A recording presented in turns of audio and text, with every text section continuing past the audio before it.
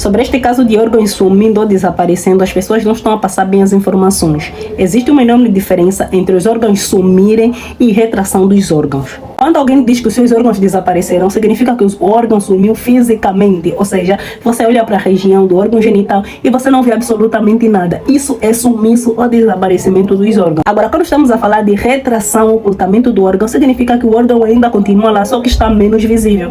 Como é o caso das pessoas que estão a registrar com fotos ocultamento dos órgãos. Então, o primeiro ponto a ser esclarecido sobre esse caso é que os órgãos não estão a sumir magicamente, estão a sofrer uma ocultação ou retração. O motivo que está por detrás dessa ocultação ou retração dos órgãos genitais eu expliquei no meu vídeo anterior. Quem quiser, clica nesse comentário e vai redirecionar você ao vídeo anterior. Agora, o segundo ponto, respondendo já essa questão, é o seguinte: o caso de retração de órgãos genitais não acontece só em homens, acontece também em mulheres. Quando você vai estudar sobre síndrome de coro, já vos incentivei a pesquisar sobre isso para vocês entenderem o que está acontecendo aqui.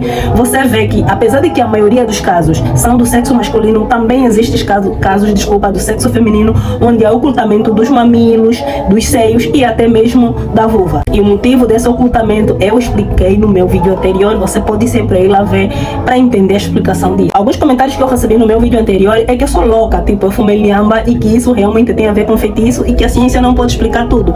Só que aqui o caso é diferente, tá? É claro que a ciência não pode explicar tudo. Existem coisas que para a ciência ainda não existe explicação. Mas o fato de uma coisa não existir explicação para a ciência não significa que você deve associar isso ao ocultismo ou coisas espirituais. Só que o caso que está acontecendo aqui em Angola é sim explicado pela ciência. Existem registros históricos e eu trouxe para vocês aqui. Em 1967, houve um surto de medo de desaparecimento de órgãos genitais na Singapura. Naquela época, acreditava-se que comer carne de porco vacinada contra a gripe suína fazia os órgãos genitais desaparecerem. Por conta disso, em apenas um dia, os hospitais registraram cerca de 97 casos de pessoas que tiveram o mesmo problema que as pessoas estão a ter atualmente de ocultamento ou retração de órgãos genitais. Nesses casos que eu até achei engraçado, vamos ler junto.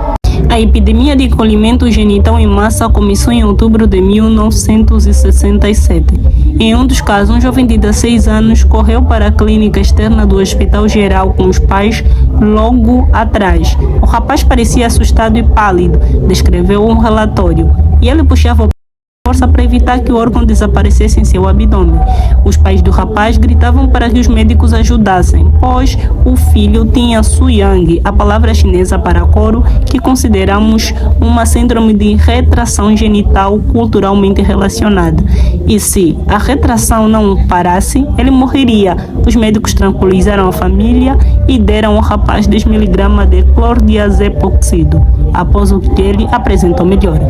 O problema do jovem havia começado na escola, onde ele ouvira rumores de que carne de porco contaminada, vacinada contra a peste suína, poderia causar coro.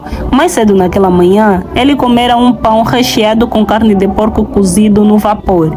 Quando foi urinar, olhou para baixo e sentiu o pé começar a encolher. Assustado, ele rapidamente agarrou o órgão e correu para os pais gritando por socorro. Mas pessoas o seguiram. Em pouco tempo, os hospitais ficaram lotados de pacientes. As vendas de carne de porco despancaram. O Ministério da Produção Primária anunciou que tanto a peste suína quanto a vacina eram inofensivas para humanos, mas a epidemia parecia acelerar. Durante 7 dias ela continuou, até que finalmente a Associação Médica da Singapura e o Ministério da Saúde começaram a aparecer na televisão e no rádio para anunciar que Suyang era uma condição puramente psicológica e que ninguém havia morrido por causa dela. Houve uma queda imediata no número de casos. Em novembro, já não havia mais relatos. Ao final, um total de 469 casos foi registrado, embora o número real fosse certamente maior, já que o levantamento inclui apenas hospitais ocidentais e não contabilizou médicos chineses tradicionais. Todos os pacientes entrevistados por médicos tinham ouvido histórias sobre coro antes de vivenciarem a sensação.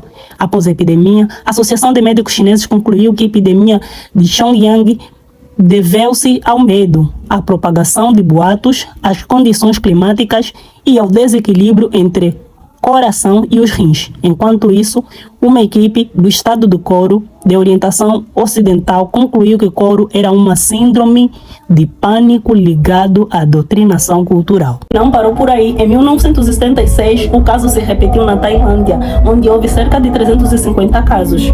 A aconteceu na Índia. E em África não foi diferente. Nos anos 70, 80, o caso também foi registrado em países como Nigéria, Costa de Marfim e em 1997 em Senegal. Em Berlim, o caso foi um pouquinho mais pesado porque houve morte de 5 pessoas que eram acusadas de estar roubando os órgãos sexuais das pessoas. E em 2008, o caso foi no Congo, propriamente em Kinshasa.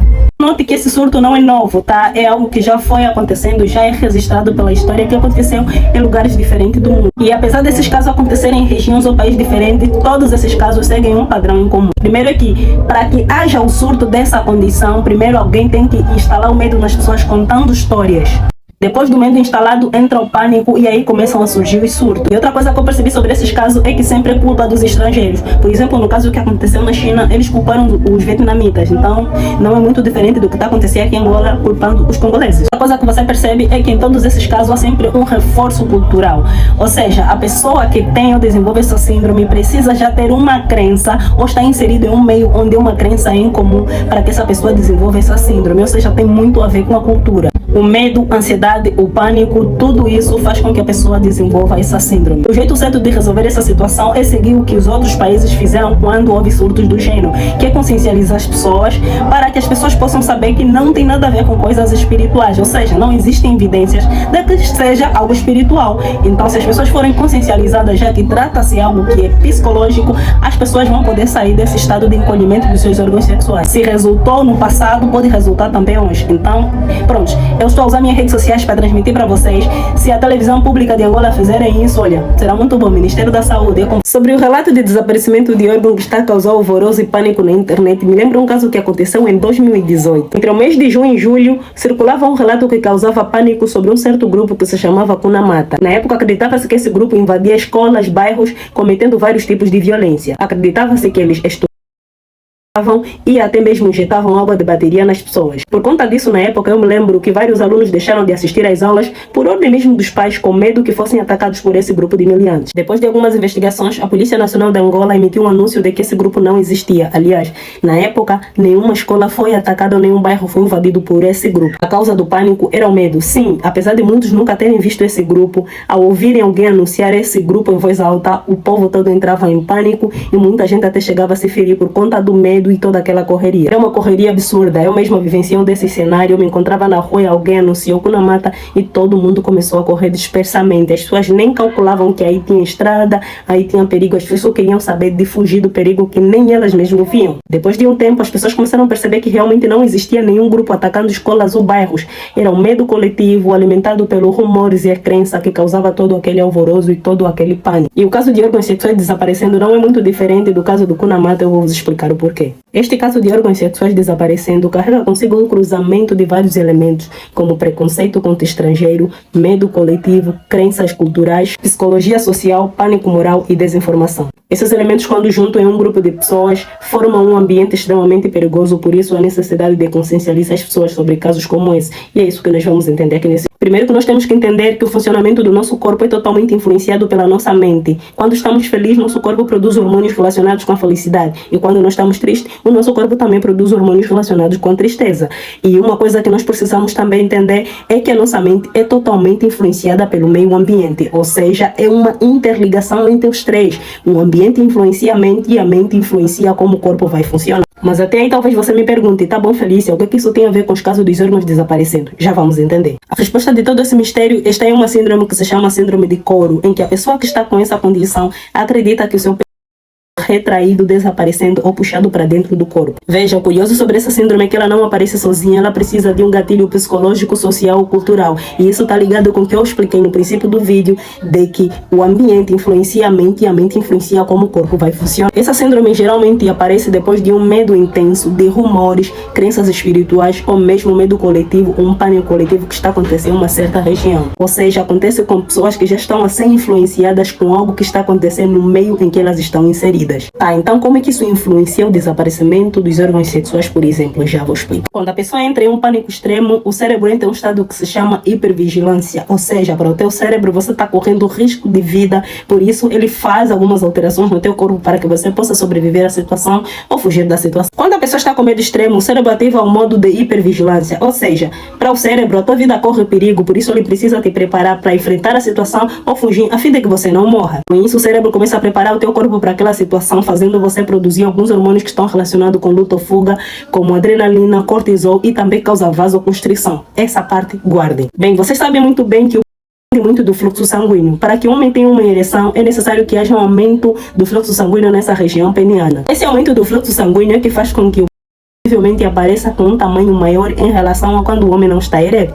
E já estamos quase a chegar lá, segurem essa parte. Em situações de perigo, quando ocorre a vasoconstrição em certa região do corpo, significa que o sangue naquele órgão, naquela região, foi redirecionado em uma área do corpo que é importante naquele momento para a sobrevivência imediata. Então, em situações de perigo, o cérebro causa vasoconstrições em órgãos periféricos, como, por exemplo, que para o teu cérebro, entre você sobreviver a um perigo imediatamente e manter uma ereção, para ele sobreviver é prioridade. Portanto, em situações de medos extremos, formação profissional de massa brioche na Encantos da Rosária. Vais aprender bola de Berlim, charuto, folar, pão de Deus, merenda, croissant e pão de chouriço. Tudo isso em apenas um dia. A formação será neste sábado, dia 16, e na segunda-feira, no dia 18, e terça, dia 19, das 18 às 16. A nossa formação está no valor de 15.000 kwanzas, com direito a acompanhamento no nosso grupo VIP do WhatsApp. Estamos localizados em Viana, no condomínio Vila Chinesa. Precisas de uma babá ou de uma empregada doméstica? Papais e mamães, a saúde da sua família e a higiene do seu lar depende de quem você confia a sua casa. Isso mesmo. Na Fansone Multifunções, a partir de 50.000 kwanzas, você tem uma babá para cuidar das suas crianças e uma empregada doméstica para lavar e engomar e cuidar da higiene da sua casa. Temos disponíveis babás e domésticas super qualificadas, com formação básica na área de saúde, preparadas para acompanhar o bem-estar da criança, ajudar no seu desenvolvimento e cuidar com atenção e carinho. E ainda mais, com experiência no apoio escolar, ajudando com as tarefas e aprendizado do dia a dia. Com a Fansone você tem confiança, cuidado e tranquilidade. Estamos localizados na Mutamba, na cidade, depois do Largo Serpa Pinto, prédio Arthur, no primeiro andar.